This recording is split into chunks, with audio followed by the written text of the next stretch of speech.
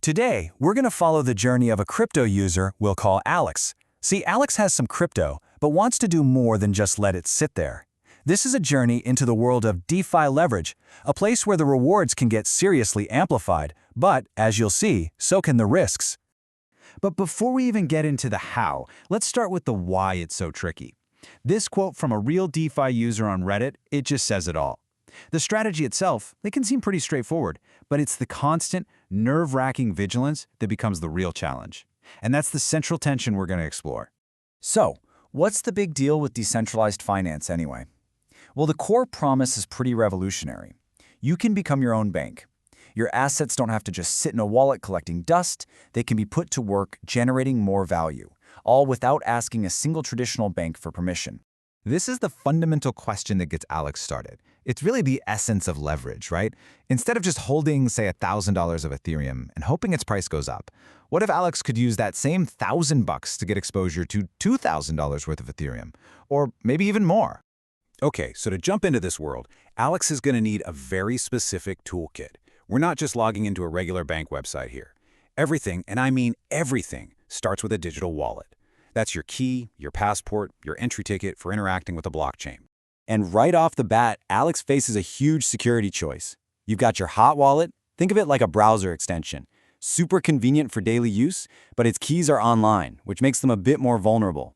Then you've got the cold wallet. This is a physical device like a USB stick that keeps your private keys completely offline. That's maximum security.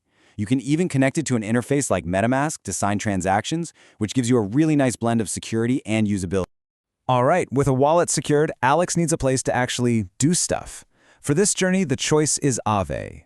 Now, think of Aave as a giant, decentralized money market. It's not a company, there's no CEO. It's a protocol, basically a set of rules written in code that lets anyone lend out their crypto to earn interest or deposit crypto as collateral to borrow against it. So, Alex has the tools and the venue. Now it's time for the main event, the strategy. Alex discovers this really powerful technique to build leverage, and it's known as looping. Now, it might sound complicated, but it's actually a pretty logical, repeatable process. Let's break down exactly how it works.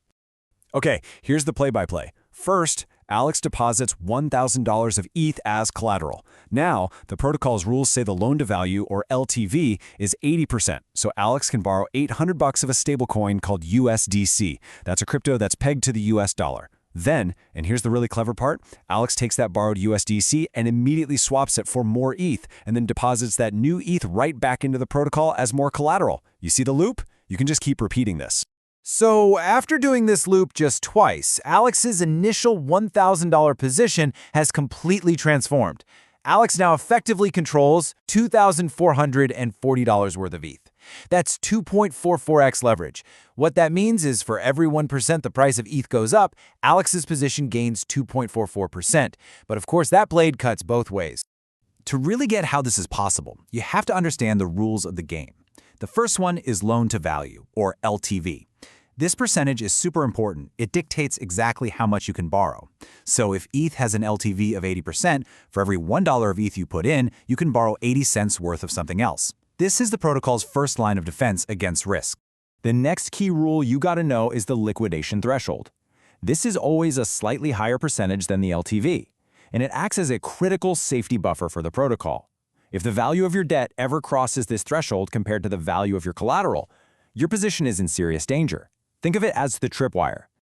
And that brings us to, well, the most stressful part of Alex's journey. Building the leverage, that was exciting. Now comes the hard part, managing it. This is not a set it and forget it kind of strategy. It's more like a constant balancing act on a very, very narrow tightrope. All that complex math, the LTV, the threshold, the constantly shifting crypto prices, it all gets boiled down into one single critical number, the health factor. As long as this number is above 1, you're fine. But as your collateral value drops or your debt value rises, that number starts ticking down. You'll see it go from 1.5 to 1.2, 1.1.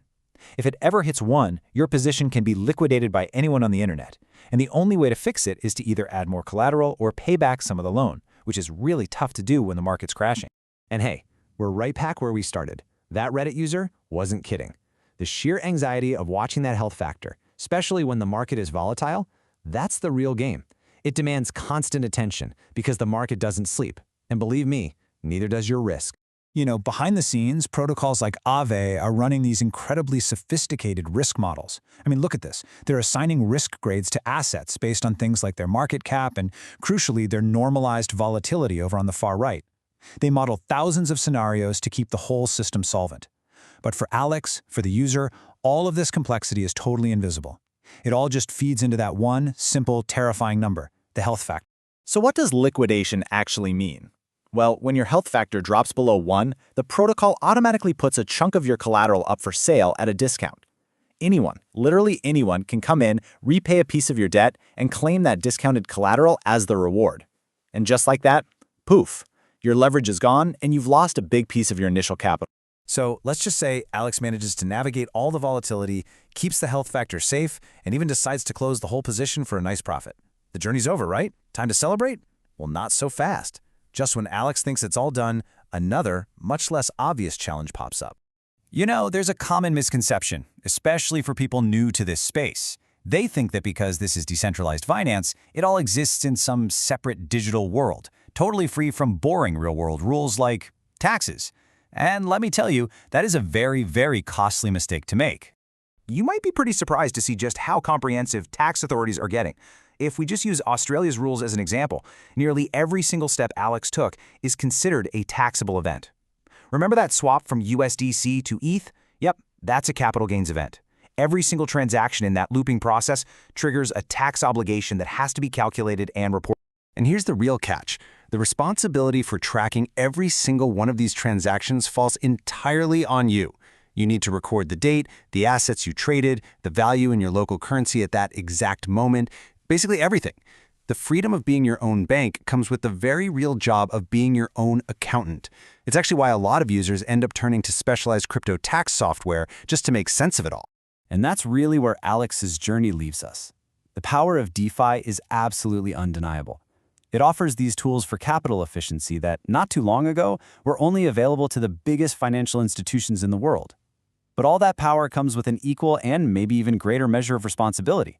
Responsibility for your own security, for actively managing your risk, and for meeting your real-world obligations. The question isn't just, can you do it? It's, are you ready for all of it?